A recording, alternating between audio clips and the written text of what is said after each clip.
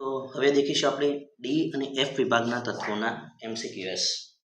તો મિત્રો સૌથી પહેલા આપણે વાત કરીએ ડી અને એફ વિભાગના તત્વોમાં કે કઈ ધાતુઓ સંક્રાંતિ ધાતુ નથી.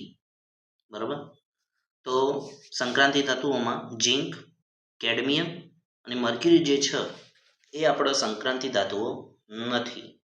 આ વસ્તુ ખાસ ધ્યાન રાખવી કે MCQs તરીકે પૂછાય છે. હવે વાત કરીએ કે સામાન્ય ઇલેક્ટ્રોનીય રચના. તો ડી વિભાગના તત્વોની સામાન્ય ઇલેક્ટ્રોનીય રચના જે હોય છે તે હોય છે n-1 ડીની 1 થી 10 ઘાત અને એસની 1 થી 2 ઘાત. આ સામાન્ય ઇલેક્ટ્રોનીય રચના છે, જનરલ જે બધા ડી વિભાગના તત્વો પર લાગુ પડે છે. હવે વાત કરીએ ત્રીજો પ્રશ્ન. ત્રીજા પ્રશ્નને આપણે ધ્યાનમાં રાખીએ તો અહીંયા એક સમજૂતી મિત્રો કે પરમાણ્વીયકરણ એન્થાલ્પી. હવે પરમાણ્વીયકરણ એન્થાલ્પી કોને કહેવામાં આવે છે? તો પરમાણુ બનાવવા માટે આપવી પડતી એન્થાલ્પીને પરમાણ્વીયકરણ એન્થાલ્પી કહેવાય છે. આપણને 3D ના જે તત્વો છે એટલે કે સ્કેન્ડિયમ, ટિટેનિયમ, વેનેડિયમ, પછી વાત કરીએ ક્રોમિયમ, મેંગેનીઝ, ફરી પાછો આયરન, કોબાલ્ટ, નિકલ અને કોપર, ઝિંક. કંઈક આ રીતે લખી અને મિત્રો યાદ રાખવાનું, સ્કેન્ડિયમમાં જેમ સી લખેલું હોય છે એટલે કે આપણે શરૂઆત કરીશું પહેલા લેસ દેન થી, પછી ગ્રેટર દેન, પછી લેસ દેન અને પછી ગ્રેટર દેન. બસ આ ઓર્ડરમાં તમે પરમાણ્વીયકરણ એન્થાલ્પીનો ક્રમ યાદ રહી જશે. એટલે કોઈ પણ જાતનો પરમાણ્વીયકરણ એન્થાલ્પીનો ક્રમ આપેલો હોય તો તમે આરામથી એને ટેક ઓવર કરી શકો છો. હવે વાત કરીએ કે આ જ પરમાણ્વીયકરણ એન્થાલ્પીના જેમ જ બીજા અન્ય ક્રમ પણ હોય છે. જેમ કે આપણે એવું કહી શકીએ છીએ આયનીકરણ એન્થાલ્પી. તો સૌથી પહેલા આપણે દેખીશું આયનીકરણ એન્થાલ્પીનો ક્રમ. તો આયનીકરણ એન્થાલ્પી જે છે એમાં ધાત્વીય જે હોય છે ત્રિજ્યા એ પહેલા આપણે સમજીએ. તો ધાત્વીય ત્રિજ્યામાં scandium, titanium, vanadium, chromium, manganese, iron, cobalt, nickel, copper અને ઝિંક, કંઈક આ રીતે તમને ક્રમ જોવા મળતો હોય છે. અહીંયા દેખવા જઈએ તો સ્કેન્ડિયમનું કદ સૌથી મોટું છે, પરંતુ ધીમે ધીમે ઘટાડો થતો હોય છે. એટલે કે કેન્દ્રીય વીજભાર જે કહીએ છીએ આપણે, ઝેડ ઇફેક્ટ જે હોય છે એ સિગ્મા ઇફેક્ટ કરતાં વધારે હોય છે, એટલે કે શિલ્ડિંગ અસર કરતાં વધારે જોવા મળતી હોય છે. પરંતુ આયરન, કોબાલ્ટ અને નિકલ જે છે તેમાં ઝેડ ઇફેક્ટ જે હોય છે એ સરખી દેખવા મળતી હોય છે અને એનું ઊંધું એટલે કે ઝેડ ઇફેક્ટ જે હોય છે એ શિલ્ડિંગ અસર કરતાં પણ ઓછી હોય છે. એ હોય છે કોપર અને ઝિંકમાં, એટલે કદ ધીમે ધીમે વધે જતું હોય છે.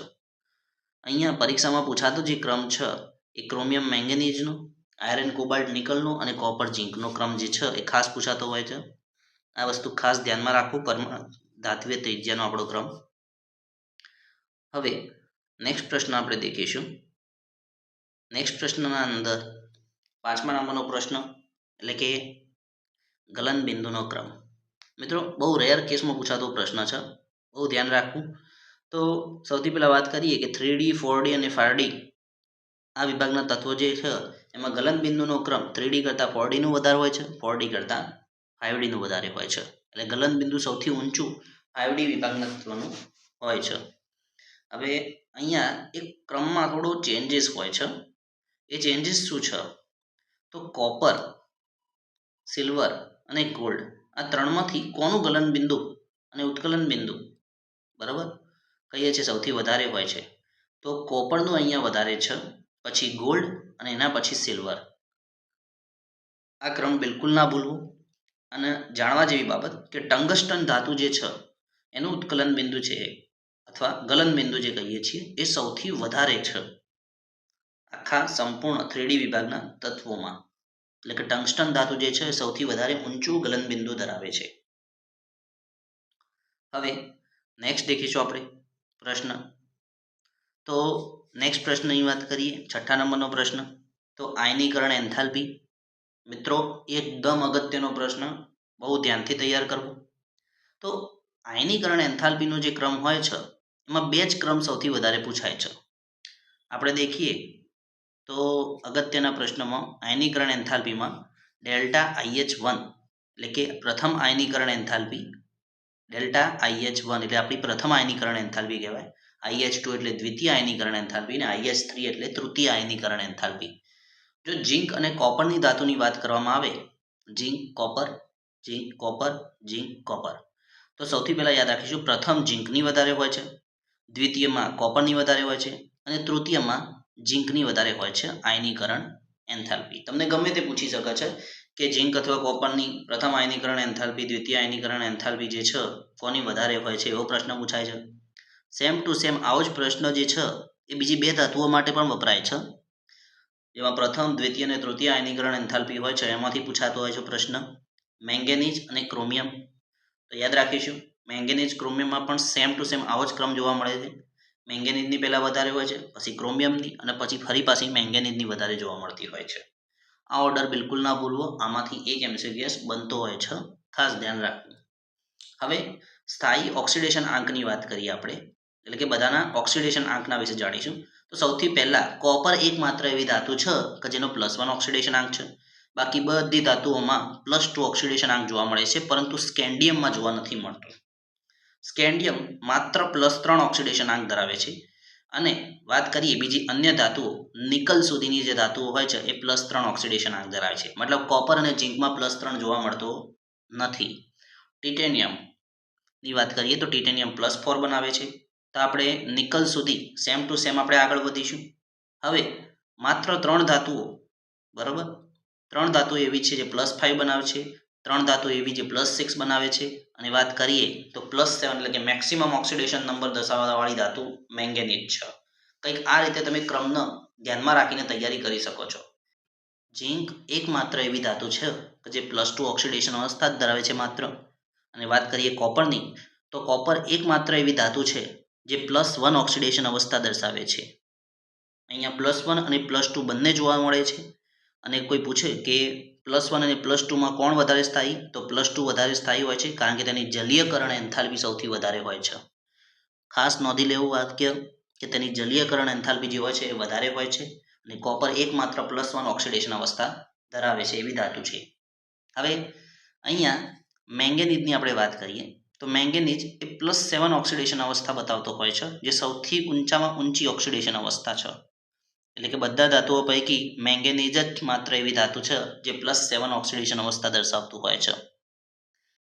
હવે આપણે દેખીશું સૌથી વધારે સ્થાયી ઓક્સિડેશન આંક દરેક ધાતુઓના. તો સ્કેન્ડિયમમાં +3 છે, ટિટેનિયમમાં +4, વેનેડિયમમાં +5, ક્રોમિયમમાં +6 ને +3, મેંગેનીઝમાં +7 ને +2. સાથે વાત કરીએ આપણે એફીનું, તો એફીમાં +2 ને +3 બંને જોવા મળે છે. કોબાલ્ટના અંદર +2 ને +3, નિકલના અંદર માત્ર +2 ઓક્સિડેશન અવસ્થા સૌથી વધારે સ્થાયી ઓક્સિડેશન અવસ્થા છે. કોપરમાં +2 અને ઝીંકમાં +2. આટલી ઓક્સિડેશન અવસ્થાઓ સૌથી વધારે સ્થાયી ઓક્સિડેશન અવસ્થાઓ જોવા મળતી હોય છે 3D વિભાગમાં. એક વખત વિડીયો પોઝ કરીને આ બધી માહિતી લખી દેવી, જે મેં પહેલાં લખાવી હતી. વાત કરીએ કે મહત્તમ ઓક્સિડેશન આંકની વાત કરીએ તો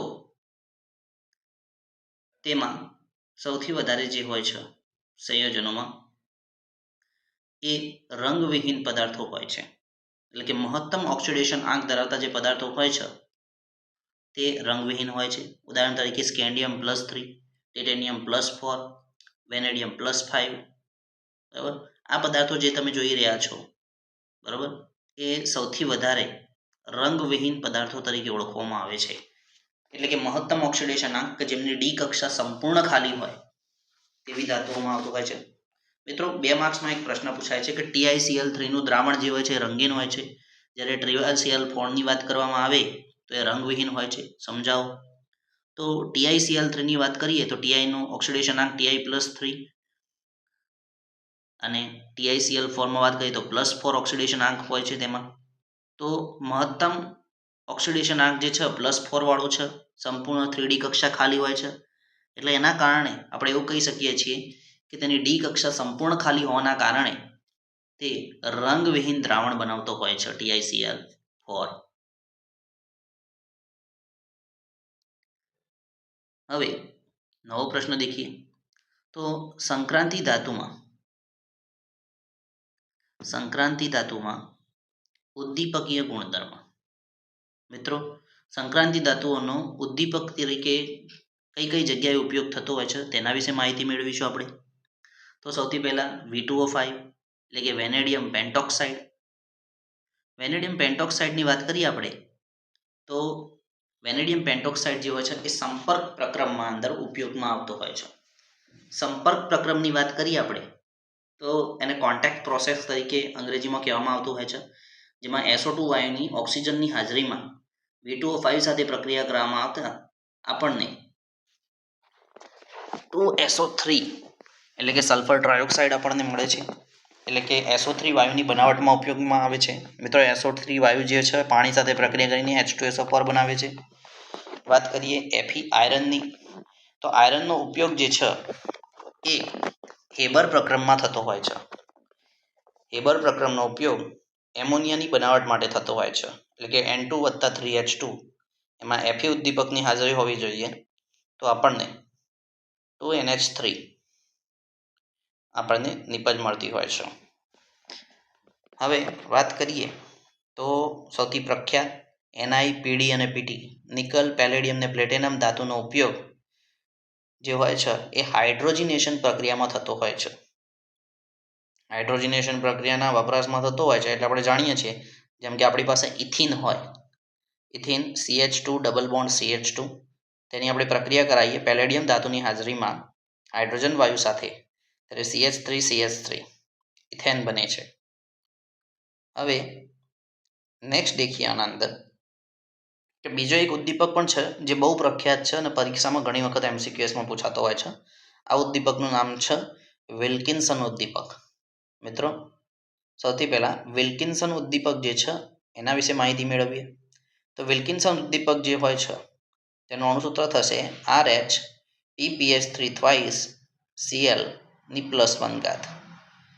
આ જે છે એ આપણો વિલ્કિન્સન ઉદ્દીપક છે, જેનો ઉપયોગ હાઇડ્રોજિનેશન પ્રક્રિયામાં થતો હોય છે.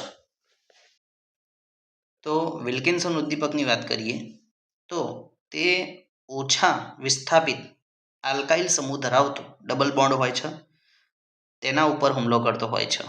એટલે અહીંયા આ બલ્કી હોવાના કારણે ઓછા વિસ્થાપિતવાળા ડબલ બોન્ડ ઉપર હુમલો પહેલાં કરે છે અને તેનું હાઇડ્રોજિનેશન જલ્દી કરે છે. હવે દેખીએ આપણે નેક્સ્ટ પ્રશ્ન. નેક્સ્ટ પ્રશ્નના અંદર જિગ્લર-નાટા ઉદ્દીપક. જિગ્લર-નાટા ઉદ્દીપકની વાત કરીએ તો એમાં TiCl4 વત્તા AlCH2CH3 અથવા CH3CH2 થ્વાઇસ લખી શકીએ છીએ આપણે. અહીંયા ALET થ્વાઇસ પણ પરીક્ષામાં લખાઈને આવતો હોય છે કે નીચેનામાંથી કયો જિગ્લર-નાટા ઉદ્દીપક છે. આ પોલિમરાઇઝેશન પ્રક્રિયામાં ઉપયોગમાં આવતો ઉદ્દીપક છે. અહીંયા 4 અને 3 નંબર ખાસ ધ્યાન રાખવું. ઘણીવાર પરીક્ષામાં TiCl4ની જગ્યાએ TiCl3 પણ આપવામાં આવતો હોય છે, તો તેનું ખાસ ધ્યાનમાં રાખવું. હવે વાત કરીએ વાકર પ્રક્રમ. તો વાકર પ્રક્રમ જે હોય છે મિથેનોલની બનાવટ માટે વપરાતો હોય છે, જેમાં PDCl2નો ઉપયોગ થતો હોય છે. હવે વાકર પ્રક્રમ બાદ દેખીશું નેક્સ્ટ પ્રશ્ન આપણો. નેક્સ્ટ પ્રશ્નના અંદર KMnO4 વિશે માહિતી મેળવીશું. તો KMnO4 ના અંદર શું જોવા મળતું હોય છે? તો સૌથી પહેલાં એનું બંધારણ દોરીશું આપણે. પોટેશિયમ જે હોય છે ઓક્સિજન સાથે જોડાય, ઓક્સિજન એ જે મેંગેનીઝ સાથે જોડાયેલો છે અને મેંગેનીઝ બીજા 3 ડબલ બોન્ડ ઓક્સિજન સાથે જોડાયેલો છે. અહીંયા સંકરણ જે હોય છે એ D3S પ્રકારનું હોય છે સંકરણ. તેનો આકાર જે હોય છે એ સમચતુષ્ફલકીય હોય છે. સમચતુષ્ફલકીય આકાર. મિત્રો, આનું જે બંધારણ છે એ KClO4 અથવા તમે કહી શકો HClO4 એના જેવું હોય છે. આ પણ ઘણીવાર MCQSમાં પૂછાયેલો છે, તો એનું ખાસ ધ્યાનમાં રાખવું. હવે આ KMnO4 જે છે એના જેવું જ એક બંધારણીય સૂત્ર પૂછાય છે K2MnO4, બરાબર, જેને મેંગેનેટ આયન કહેવામાં આવતું હોય છે. આ મેંગેનેટ આયન જે હોય છે ઘેરો લીલો બનાવતો હોય છે, પણ જ્યારે KMnO4ની વાત કરીએ તો પર મેંગેનેટ આયન બનાવતો હોય છે દ્રાવણમાં, જે જાંબુડિયો રંગ ધરાવતો હોય છે. આ બે રંગો એટલે કે બસ ખાલી માત્ર એક અક્ષરની ભૂલના કારણે તમારો એક માર્ક્સ જઈ શકે છે, એટલે ખાસ ધ્યાન રાખવું આના વિશે. તો હવે દેખીશું આપણે નેક્સ્ટ પ્રશ્ન. 9 નંબરનો K2Cr2O7. તો K2Cr2O7ની વાત કરીએ સૌથી પહેલાં બંધારણ જોઈશું. 2 ક્રોમિયમ ઓક્સિજન દ્વારા બંને સાઈડ સેમ રીતે આપણે ઓક્સિજનને જોઈન્ટ કરી દઈશું અને બંને ઓક્સિજન સાથે જે છે પોટેશિયમ દોરી દઈશું એટલે આપણું બંધારણ રેડી થઈ ગયું છે. આ છે આપણું પોટેશિયમ ડાયક્રોમેટ. હવે આ ડાયક્રોમેટ જે છે તેની વાત કરીએ કે જો બેઝિક માધ્યમમાં તેને મૂકવામાં આવે એટલે કે એની pH વધારવામાં આવે તો તે ડાયક્રોમેટમાંથી ક્રોમેટ બનાવતો હોય છે, જે પીળા રંગનો પદાર્થ છે. એટલે કે દ્રાવણનું રંગ પીળું થઈ જશે. જો તમે પોટેશિયમ ડાયક્રોમેટનું જે દ્રાવણ હોય છે એમાં બેઝ નાખો તો પીળો રંગ થઈ જશે એ દ્રાવણનો, જે સૂચના આપે છે કે તમે ક્રોમેટ પદાર્થ બનાવ્યો છે. પરંતુ એ જ ક્રોમેટ પદાર્થના અંદર જો તમે એસિડ ઉમેરશો તો એ ડાયક્રોમેટ બનાવી દેશે, જે નારંગી રંગનો પદાર્થ હોય છે.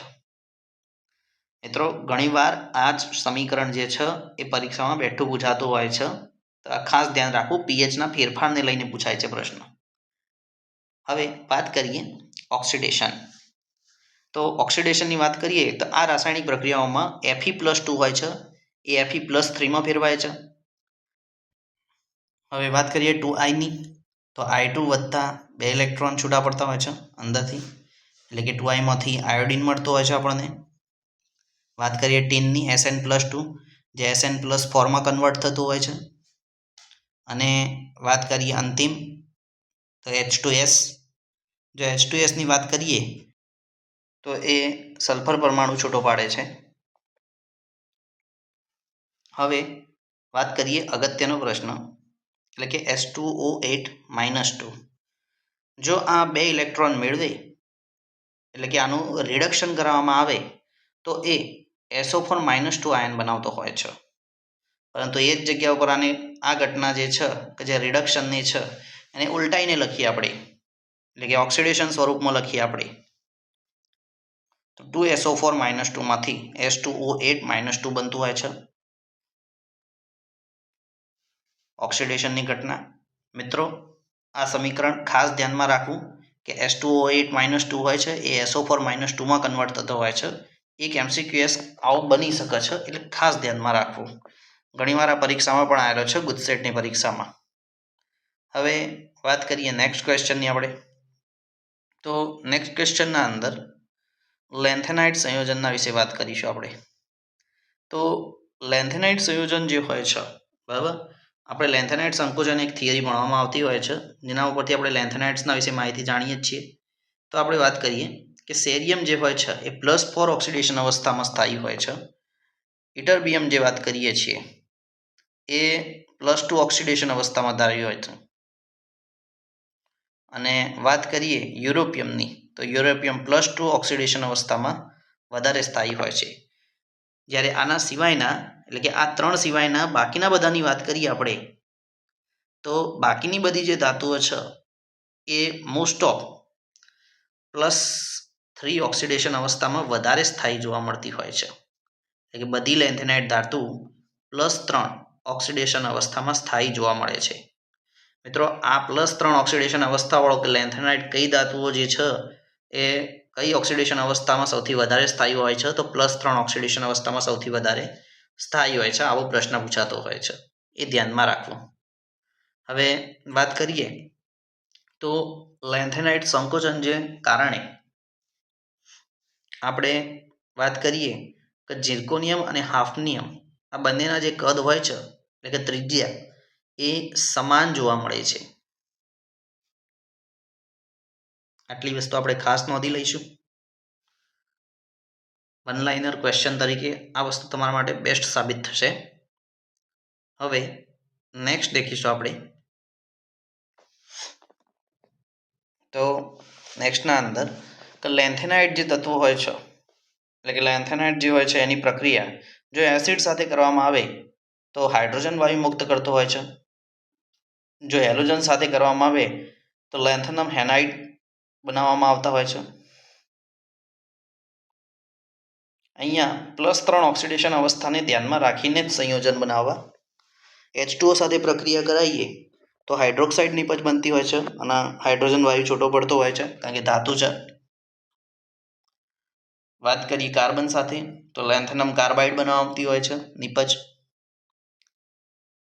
જો વાત કરવામાં આવે નાઇટ્રોજનની તો લેન્થેનાઇડ્સની નાઇટ્રોજન સાથેની પ્રક્રિયાના અંદર લેન્થેનમ નાઇટ્રાઇડ નિપજ મળતી હોય છે LNN. સલ્ફર સાથે લેન્થેનમ સલ્ફાઇડ અને એ જ જગ્યા પર ઓક્સિજન સાથે વાત કરીએ તો લેન્થેનમ ઓક્સાઇડ. આ વસ્તુ આપણને જોવા મળતી હોય છે. મિત્રો ચાર્ટ ના યાદ રહે કંઈ વાંધો નહીં, ટેન્શન નહીં લેવાનું.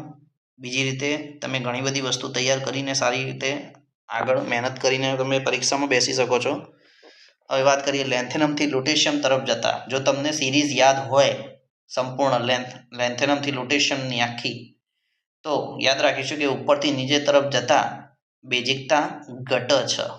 બરાબર, બેઝિકતામાં અહીંયા ઘટાડો જોવા મળતો હોય છે. એટલે કે તમને કોઈ પણ હાઇડ્રોક્સાઇડ આપેલા હોય તો લેન્થેનમથી લ્યુટેશિયમ તરફ તમને ગોઠવતા આવડવું જોઈએ. હવે મિશ્ર ધાતુની વાત કરીએ તો મિશ્ર ધાતુના અંદર ખાસ નોંધવા જેવી બાબત, તો સૌથી પહેલાં આપણે ધાતુ લઈએ કે આયરન, નિકલ અને ક્રોમિયમ. આ 3 ધાતુનું મિશ્રણ કરવામાં આવે ત્યારે સ્ટેનલેસ સ્ટીલ નામની ધાતુ બનતી હોય છે. મિત્રો એક શોર્ટ ટ્રિક યાદ રાખવી, ફેની ક્રો. એટલે કે ફેની નામની છોકરી હતી, એ કાગડા જેવી દેખાતી હતી, એટલે એનું નામ શું પડ્યું? ફેની ક્રો. એફી, નિકલ અને ક્રોમિયમ. હવે ફેની દેખાવામાં સારી નથી, એટલે એના જે ભાઈ હતા જર્મન સિલ્વર, એને બહુ ખીજાવતા, એટલે એના કારણે ફેની જે છે બરાબર એમ કહેતી કે હવે તમે મારા કઝન નથી. બરાબર, એટલે જર્મન સિલ્વરને શું કીધું કે તમે મારા કઝન નથી. આટલા યાદ રાખીશું. કઝિન એટલે કે કોપર અને ઝિંક, અને નહીં એટલે નિકલ. આવી રીતે યાદ રાખી શકાય છે. હવે આપણે જાણીએ છીએ કે કોપર અને ઝિંક ધાતુ જે છે બરાબર, આ બંનેનું મિશ્રણ કરવામાં આવે તો એનાથી પિત્તળ બનતું હોય છે, જેને આપણે બ્રાસ કહેતા હોઈએ છીએ. જ્યારે વાત કરીએ તો બ્રાસ જે છે એ થોડું હલકી ધાતુ છે, પરંતુ એના કરતાં બ્રોન્ઝની વાત કરીએ કે જે 3જા નંબરનું મેડલ આપવામાં આવતું હોય છે, એમાં ટીન ધાતુનું મિશ્રણ કરીને બનાવવામાં આવતું હોય છે કોપરના અંદર, જેને કાંસુ કહેતા હોઈએ છીએ આપણે. બ્રોન્ઝ, કા અને સુ, ક ઉપરથી સી યાદ રાખવાનું અને સ ઉપરથી એસ યાદ રાખવાનું, એટલે કા સુ. આ રીતે તમે યાદ રાખી શકો છો એક ટ્રિક બેઝ ઉપર. હવે વાત કરીએ એક ખાસ અનોખી ધાતુ નિટિનોલ, જે નિકલ અને ટિટેનિયમ ધાતુના મિશ્રણથી બને છે, જેને મેમરી મેટલ તરીકે ઓળખવામાં આવે છે. આ એક એવી ધાતુ છે જેને ગરમ કરતાં પોતાનો મૂળ આકાર જે છે જાળવી રાખે છે, અને આયરન સાથે કાર્બન મિક્સ કરવાથી સ્ટીલ મળે છે.